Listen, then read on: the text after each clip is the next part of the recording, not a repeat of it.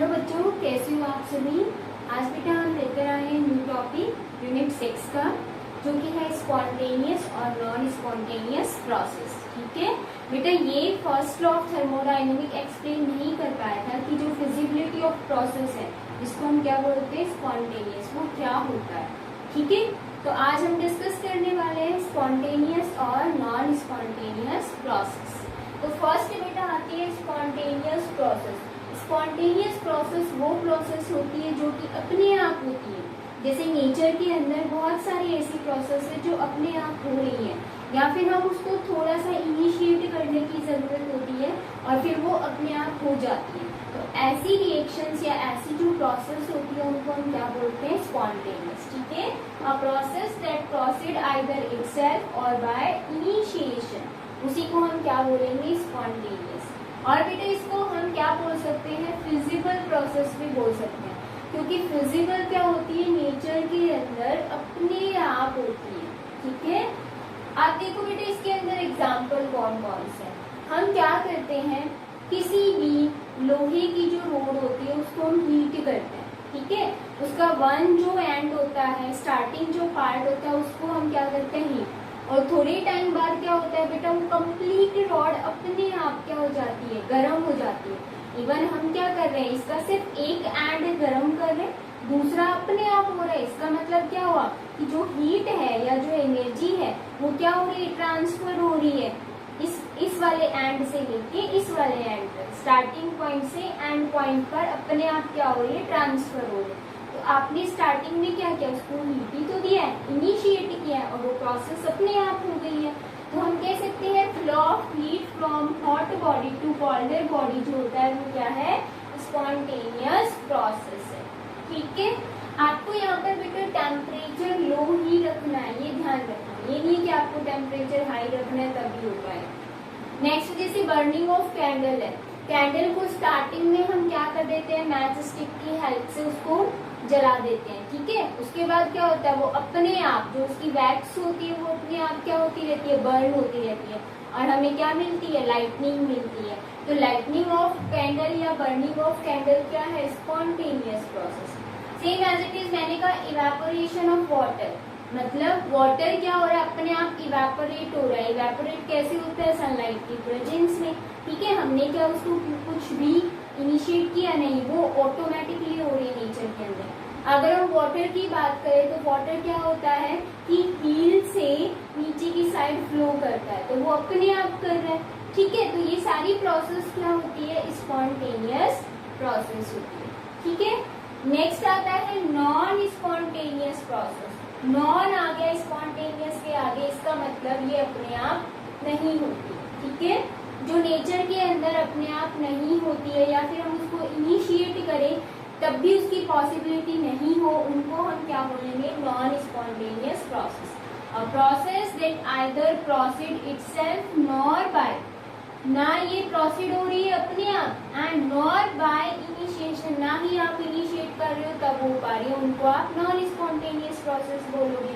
And बेटा इसमें example अगर हम देखें तो हम ये कह रहे हैं कि जो कोल्डर बॉडी है, कोल्ड बॉडी है, हमने ये कहा कि यहाँ पर क्या है कोल्डर बॉडी है, ये आपकी हॉटर बॉडी, हम यहाँ से हीट कर रहे हैं। तो क्या कभी ये हो सकता है कि यहाँ से हीट यहाँ ट्रांसफर हो, नहीं, क्योंकि यहाँ हीट है ही नहीं, मिनिमम है। ठीक है, एनर्जी मिनिमम है, तो हम कह सकते हैं flow of heat from colder body to hotter body क्या है बेटा, नॉन स्पॉन्टेनियस प्रोसेस। ठीक है, ऐसे ही हम कह सकते हैं diffusion of gas from lower pressure to higher pressure. हमें ये तो पता है कि गैसेस का जो डिफ्यूजन है वो कहाँ से कहाँ होता है, higher pressure to lower pressure या higher concentration to lower concentration, तो वो क्या है स्पॉन्टेनियस है। बट अगर आप ये कहो कि गैस डिफ्यूज हो लोअर प्रेशर से हायर प्रेशर, तो वो बेटा नॉन स्पॉन्टेनियस प्रोसेस होगी, क्योंकि वो पॉसिबल नहीं है। ठीक है, तो जो पॉसिबल नहीं होती है वो क्या होती है, नॉन स्पॉन्टेनियस प्रोसेस होती है। जैसे मैंने आपसे कहा कि जो वाटर है वो डाउन से अप की साइड क्यों नहीं जाता, नहीं जाता ना, तो वो क्या है बेटा नॉन स्पॉन्टेनियस प्रोसेस है। ठीक है, ऐसी बहुत सारी नेचर के अंदर जो प्रोसेस है जो अपने आप हो रही है वो सारी की सारी स्पॉन्टेनियस ही होती है, ये आपको ध्यान रखना। ठीक है, तो ये आपका कवर हो गया spontaneous and non spontaneous process.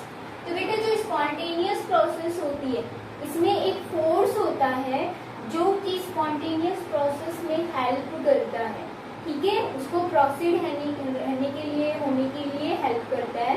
उस फोर्स को हम क्या बोलते हैं, ड्राइविंग फोर्स। तो अभी हम डिस्कस करेंगे ड्राइविंग फोर्स क्या होता है, ठीक है।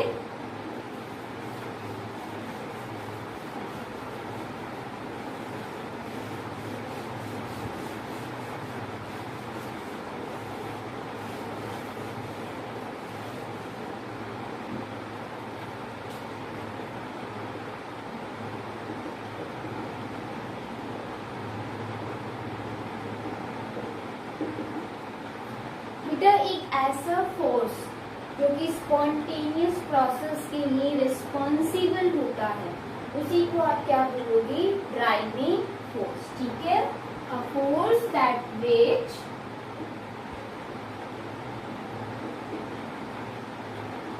that responsible for spontaneous process।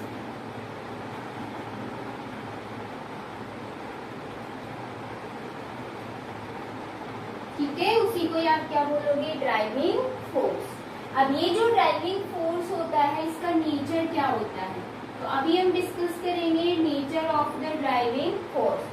तो सबसे पहले बेटा ये जो फोर्स है वो क्या करता है, किसी भी सिस्टम की जो एनर्जी होती है उसको कम करने का काम करेगा, to minimize energy of the system. आप सभी को पता है अगर एनर्जी कम हो जाती है तो स्टेबिलिटी क्या हो जाती है, इंक्रीज हो जाती है। इसका मतलब वो प्रोसेस जो है वो फास्टली कंप्लीट हो जाती है, अपने आप हो जाती है अगर उसकी एनर्जी को क्या कर दिया जाए, कम कर दिया जाए। तो हम ये कह सकते हैं कि जो ड्राइविंग फोर्स है वो क्या करता है, सिस्टम की एनर्जी को मिनिमाइज करता है। तो कोई भी जो प्रोसेस होती है उसकी एनर्जी को क्या करेगा, कम कर देगा, रिड्यूस कर देगा। जैसे कि हम बात करें इसमें एग्जाम्पल लें, ठीक है, तो हम ये कह सकते हैं कि एक्सोथर्मिक जो रिएक्शन है, एक्सोथर्मिक रिएक्शन आप सभी को पता है क्या करते हैं, इसमें हीट या एनर्जी को क्या कर देते हैं, रिलीज कर देते हैं सिस्टम, ठीक है। और रिलीज कर दिया तो इसका मतलब एनर्जी क्या हो गई, वहां पर कम हो गई। तो एक्सोथर्मिक जो रिएक्शन है वो क्या है बेटा, स्पॉन्टेनियस प्रोसेस है, ठीक है।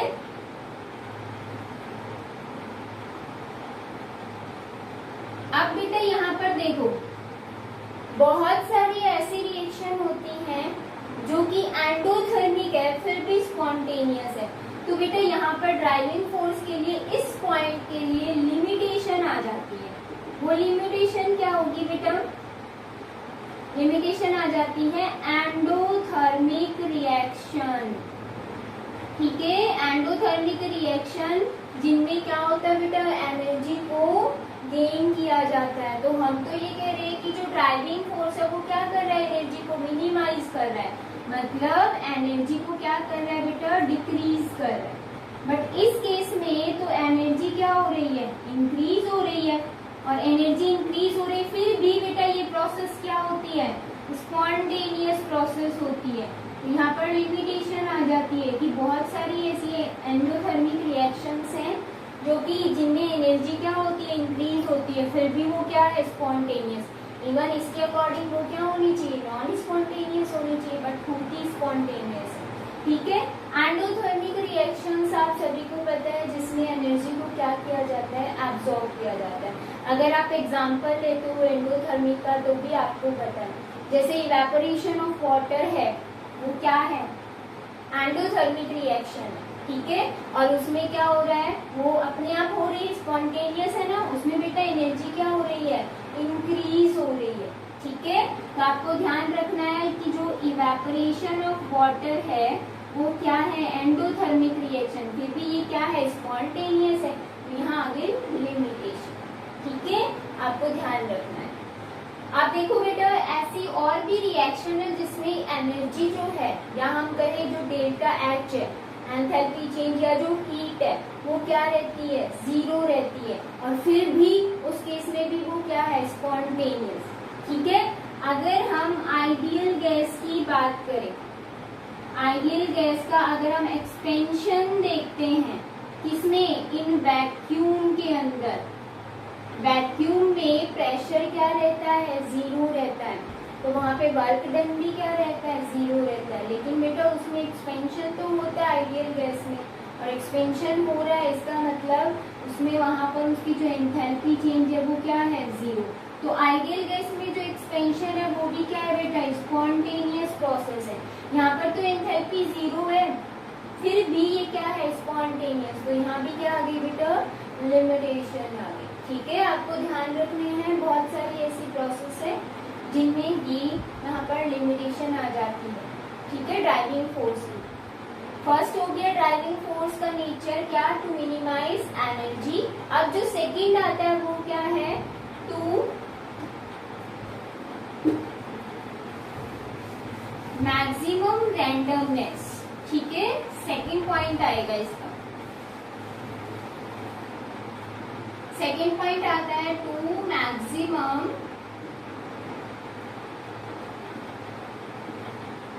रैंडमनेस। ठीक है, रैंडमनेस क्या होती है बेटा, डिसऑर्डर। डिसऑर्डर का मतलब जो सिस्टम के अंदर जो पार्टिकल्स है ना, उनकी एक डायरेक्शन ही होगी फ्लो करने की, डिफरेंट डिफरेंट डायरेक्शन में वो मूव करते रहते हैं। ठीक है, उसको हम क्या बोलते हैं, रैंडमनेस बोलते हैं। तो देखो बेटा इसमें क्या कहा कि टू मैक्सिमम रैंडमनेस, मतलब रैंडमनेस जितनी ज्यादा इंक्रीज होगी, रैंडमनेस जितनी ज्यादा बेटा इंक्रीज होगी, वो रिएक्शन क्या होगी या प्रोसेस क्या होगी, स्पॉन्टेनियस प्रोसेस होगी। ठीक है, ये ध्यान रखना है आप। अब जैसे मैं बात करूं आपसे, क्या एग्जांपल लेके चलते हैं कि आपके पास सॉलिड है, सॉलिड किस में कन्वर्ट हो रहा है बेटा, लिक्विड के अंदर। ठीक है, तो आपको पता है कि जो सॉलिड के जो पार्टिकल्स होते हैं बहुत ही क्लोजली पैक्ड होते हैं, तो इनकी डायरेक्शन हम नहीं बता सकते, फ्रीली मूव नहीं करते, डायरेक्शन सभी की एक ही डायरेक्शन होगी। इसका मतलब यहाँ पर जो रैंडमनेस है वो क्या है बेटा, बहुत ही लेस अमाउंट में। ठीक है, लिक्विड में क्या होता है, थोड़े फ्रीली मूव करते हैं, थोड़े दूर दूर होते हैं, तो यहाँ पर रैंडमनेस क्या हो जाती है, इंक्रीज हो जाती है। ठीक है, हाई देन सॉलिड। और अगर लिक्विड जब गैस में कन्वर्ट होता है तो आपको पता है बेटा गैसेस में तो पार्टिकल बहुत ज्यादा दूर है, इसका मतलब इसमें रैंडमनेस क्या होती है, हाईएस्ट होती है।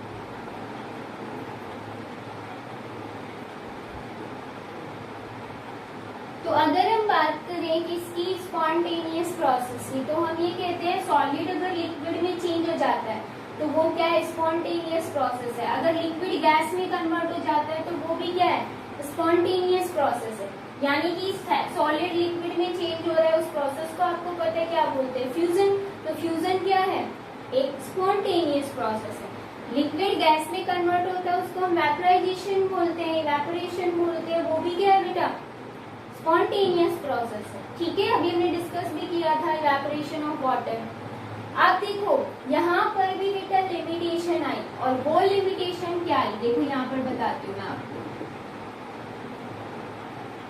लिमिटेशन क्या क्या आई थी। क्या गैस लिक्विड के अंदर कन्वर्ट होता है तो आपको बस थोड़ी सी इनिशिएट करने की जरूरत होती है, गैस लिक्विड में कन्वर्ट हो जाता है, और लिक्विड किस में कन्वर्ट हो जाता है, सॉलिड के अंदर। बेटा गैस लिक्विड में कन्वर्ट हो रहा है, लिक्विड सॉलिड में कन्वर्ट हो रहा है, तो इस केस में रैंडमनेस क्या हो रही है, डिक्रीज हो रही है, फिर भी बेटा ये क्या है, स्पॉन्टेनियस प्रोसेस है। ठीक है, अगर हम बात करें किसकी, कंडेंसेशन की, कंडेंसेशन प्रोसेस आपको पता है क्या है, गैस किसमें कन्वर्ट हो रही है, लिक्विड के अंदर। वेपर्स को जब हम कूल डाउन करते हैं, ठंडा करते हैं, वो लिक्विड में कन्वर्ट हो जाता है, दैट मीन्स वो प्रोसेस क्या है, कंडेंसेशन। तो कंडेंसेशन में रैंडमनेस क्या हो रही है, डिक्रीज हो रही है। देखो डिक्रीज हो रही है, पहले हाई थी फिर थोड़ी कम हो गई। ठीक है, तो रैंडमनेस डिक्रीज हुई, फिर भी ये क्या है, स्पॉन्टेनियस प्रोसेस है। अगर हम सेकेंड बात करें फ्रीजिंग, फ्रीजिंग क्या होता है, लिक्विड किस में कन्वर्ट हो जाए बेटा, सॉलिड के अंदर। वाटर को आप क्या करते हो, फ्रीजर के अंदर रखते हो, आइस क्यूब में चेंज हो जाता है, दैट मीन्स लिक्विड किस में कन्वर्ट हो रहा है, सॉलिड में। तो रेंडमनेस और भी क्या हो रही है बेटा, डिक्रीज हो रही है। फिर भी ये क्या है, स्पॉन्टेनियस प्रोसेस। सिर्फ आपने क्या किया, फ्रिज में तो रखा, थोड़ी सा इनिशिएट किया और वो अपने आप रिएक्शन हो गई, ठीक है, आपने उसमें कोई मेहनत नहीं की। तो बेटा यहाँ पर भी लिमिटेशन आई। जब ये लिमिटेशन आई, ओवरऑल रिजल्ट क्या निकला, रेंडमनेस को लेके, ठीक है, रेंडमनेस और अगर हम बात करें एनर्जी को लेके, दोनों को लेके ओवरऑल एक कंक्लूजन निकाला गया कि स्पॉन्टेनियस प्रोसेस के लिए क्या होता है, ये सारा जो आपको रेंडमनेस एनर्जी बताइए, ये है क्या, ड्राइविंग फोर्स ही तो कर रहा है, ठीक है। तो ओवरऑल बेटा रिजल्ट क्या निकला, ओवरऑल रिजल्ट ये निकला आपका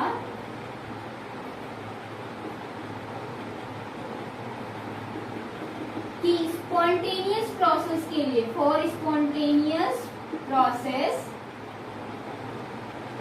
आपको क्या चाहिए, एनर्जी तो क्या चाहिए, मिनिमम, ठीक है, एंड बेटा रेंडमनेस क्या चाहिए, मैक्सिमम।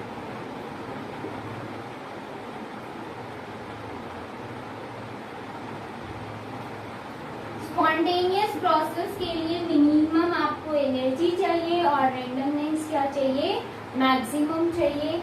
तो वो कोई भी प्रोसेस जो होगी वो स्पॉन्टेनियस। क्लियर। अब आता है बेटा कि ड्राइविंग फोर्स हमने डिस्कस कर लिया, spontaneous non spontaneous process discuss कर लिया। तो बेटा ये जो रेंडमनेस है, इसके मेजरमेंट के लिए एक टर्म आती है, वो टर्म क्या है वो अभी हम डिस्कस करेंगे, ठीक है। तो बेटा वो टर्म होती है एंट्रोपी। जैसे आपने एंथैल्पी पढ़ी, वो हीट की टर्म थी। अभी किसकी बात कर रहे हैं हम, रेंडमनेस की, क्योंकि जो एनर्जी जो हीट है वो हम बात कर चुके हैं, वो क्या थी, एंथैल्पी। तो अब आती है बेटा एंट्रोपी। एंट्रोपी क्या होती है, मेजरमेंट ऑफ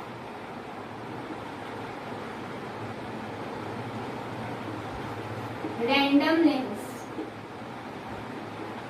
ठीक है। रेंडमनेस के मेजरमेंट को आप क्या बोलते हो बेटा, एंट्रोपी। और एंट्रोपी को आप डिनोट किससे करते हो, एस से, आपको ध्यान रखना है, ठीक है।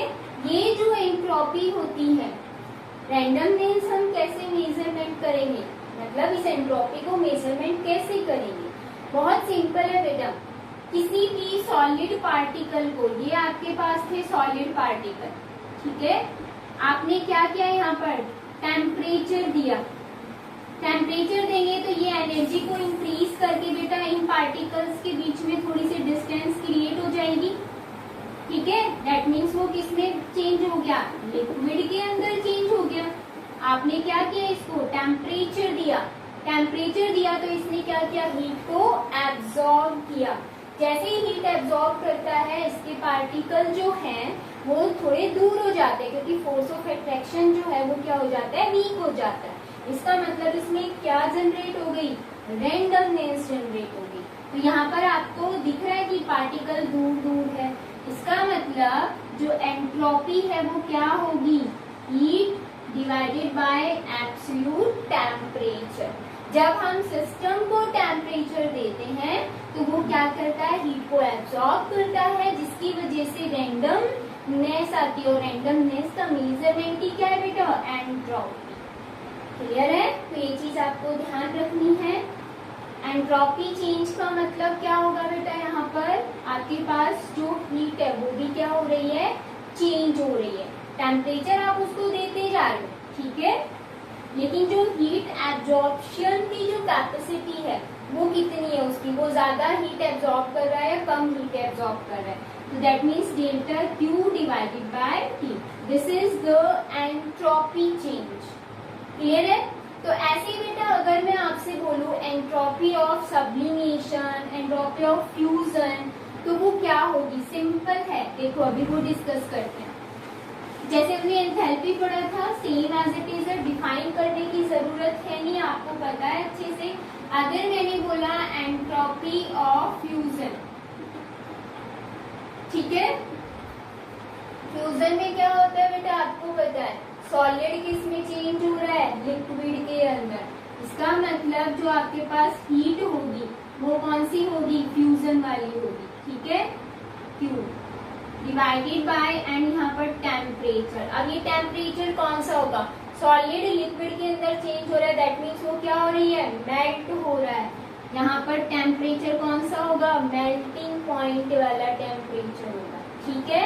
सेम एज इट इज मैंने बोला कि आपके पास है वेपराइजेशन, ठीक है, उसके लिए देखना है। तो वेपराइजेशन क्या होता है, लिक्विड जो है वो वेपर्स में या गैस में कन्वर्ट हो रही है, तो वहां पर जो हीट होगी वो वेपराइजेशन की होगी, एंड डिवाइडेड बाय टेम्परेचर।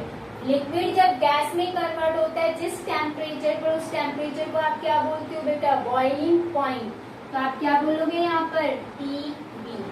ये है एंट्रोपी चेंज, किसके लिए, फ्यूजन के लिए। ये है एंट्रोपी ऑफ द वेपराइजेशन। ऐसे ही आपसे बोलते हैं सब्लिमेशन के लिए, तो सब्लिमेशन के लिए एंट्रोपी चेंज क्या होगी, यहाँ पर सब्लिमेशन का सिंबल लगा दो, Q divided by T। Sublimation solid direct किस में चेंज हो जाता है, गैस के अंदर, ठीक है। तो ये थी बेटा entropy change for the fusion, मतलब हम बोल सकते हैं फेज ट्रांसफर के लिए, ठीक है, फ्यूजन के लिए, वेपराइजेशन के लिए एंड सब्लिमेशन के लिए। क्लियर है, तो ये था एंट्रोपी। अब देखो बेटा इसमें एंट्रोपी में आपको एक चीज बता दूं, मैंने स्टार्टिंग में आपको बताया था स्टेट फंक्शन, पाथ फंक्शन बताया था ना। तो स्टेट फंक्शन एंट्रोपी होती है या नहीं होती, होती है। बताया था कि जो एंथैल्पी है, एंट्रोपी है, गिब्स फ्री एनर्जी है, वो सारी क्या है, स्टेट फंक्शन है। तो आपको ध्यान रखना है कि एंट्रोपी जो होती है वो क्या होती है बेटा, स्टेट फंक्शन होती है, ठीक है। अगर मैं आपको डिफाइन करूँ, देखो अगर आपसे पूछते हैं कि यूनिवर्स या फिर जो कंप्लीट सिस्टम और सराउंडिंग की एंट्रोपी चेंज है वो क्या होती है, एक बार हम वो देख लेते हैं, ठीक है। तो देखो बेटा जो सिस्टम की एंट्रोपी होगी, सिस्टम की जो एंट्रोपी चेंज होगी वो क्या होगी, delta Q divided by T, system की, ठीक है। एंड बेटा सराउंडिंग की क्या होगी, minus delta Q divided by T। अब यहाँ पर पॉजिटिव है, यहाँ पर नेगेटिव है, ऐसा क्यों, क्योंकि बेटा अभी मैंने बोला क्या है आपके पास, ये एक सिस्टम है और आप क्या कर रहे हो, यहाँ से टेम्परेचर दे रहे हो, मतलब यहाँ पर ये है क्या आपके पास, सराउंडिंग है, ठीक है।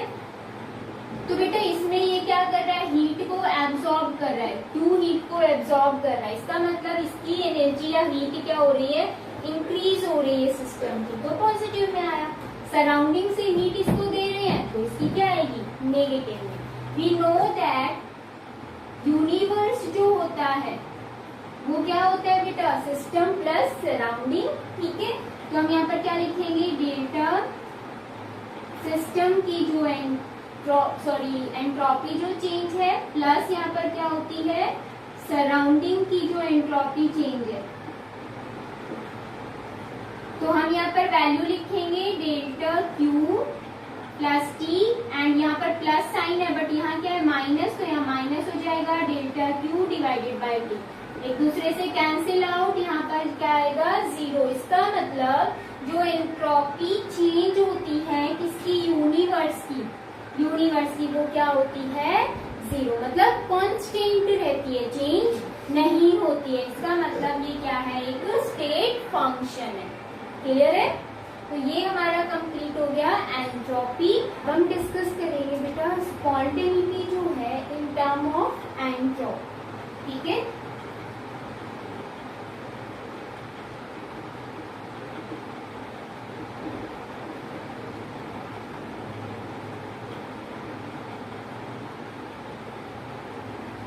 देखो बेटा एंट्रोपी के टर्म में हम ये देखते हैं कि स्पॉन्टेनियस प्रोसेस है या नहीं है। अभी हमने डिस्कस किया कि जो एंट्रोपी होती है चेंज फॉर द यूनिवर्स वो क्या रहती है, कांस्टेंट रहती है। ठीक है, आपने ये देखा था कि जो यूनिवर्स की एंट्रोपी थी वो क्या थी, सिस्टम की एंट्रोपी, सिस्टम प्लस क्या थी, सराउंडिंग। ठीक है, अब देखो बेटा, मैं फर्स्ट आपको कंडीशन बता रही हूं, क्या कि अगर बेटा सिस्टम की एंट्रोपी क्या हो, ग्रेटर देन किससे, सराउंडिंग से। ठीक है, तो इस केस में क्या होगा बेटा, इसमें जो यूनिवर्स भी बोल सकते हो और बेटा टोटल भी बोल सकते हो। ठीक है, कोई दिक्कत नहीं है। तो जो टोटल या फिर यूनिवर्स की जो एंट्रोपी होगी वो किस में आएगी बेटा, अगर ये वैल्यूज आता है तो पॉजिटिव के अंदर। और अगर बेटा entropy change, total entropy change या यूनिवर्स की जो एंट्रोपी चेंज है वो पॉजिटिव में आती है, तो इसका मतलब जो प्रोसेस होगी वो कैसी होगी, स्पॉन्टेनियस प्रोसेस। ठीक है, सेकंड कंडीशन ये आती है क्या, कि अगर बेटा सिस्टम की जो एंट्रोपी है वो कम है किसके कंपेयर में, सराउंडिंग के कंपेयर में, तो इस केस में क्या होगा बेटा, जो टोटल एंट्रोपी चेंज होगी वो किसमें आएगी, नेगेटिव के अंदर। और नेगेटिव का मतलब क्या है बेटा, रिएक्शन या जो प्रोसेस होगी वो क्या होगी, नॉन स्पॉन्टेनियस प्रोसेस। ठीक है, अब ये तो आ गई कंडीशन। अब मैंने अगर थर्ड कंडीशन ये दे दी कि जो सिस्टम की एंट्रोपी है वो किसके इक्वल हो, सराउंडिंग की एंट्रोपी के इक्वल होती है। जब ये दोनों इक्वल है बेटा, तो इस केस में जो डेल्टा एस है टोटल वाला वो क्या आएगी, जीरो आएगी। और इस जीरो का मतलब आपके पास क्या आ गया है, इक्विलिब्रियम आ गया है।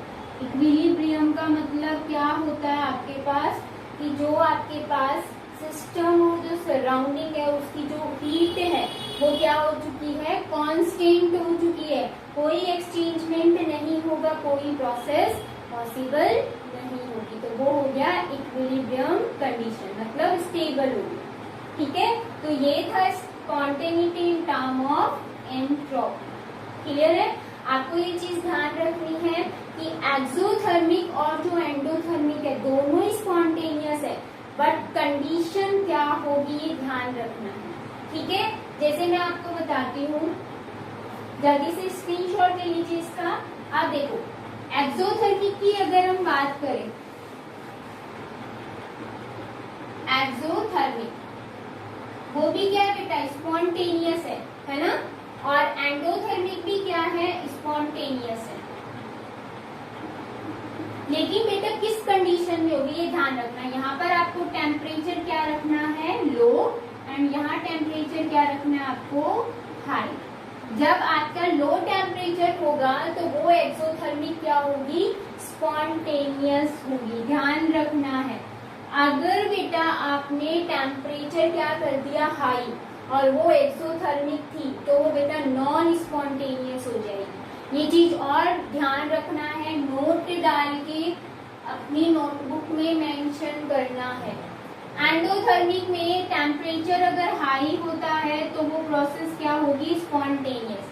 अगर टेम्परेचर लो रख दिया किसमें, एंडोथर्मिक प्रोसेस में, तो वो क्या हो जाएगी, नॉन स्पॉन्टेनियस प्रोसेस। क्लियर है, तो ये हो गया बेटा एंट्रोपी की टर्म। अभी हम नेक्स्ट में डिस्कस करेंगे कि सेकंड लॉ थर्मोडायनेमिक का क्या था, थर्ड लॉ क्या है, और गिब्स फ्री एनर्जी क्या है। ठीक है, ओनली ये टॉपिक्स बचे हैं, कल डिस्कस करते हैं बेटा।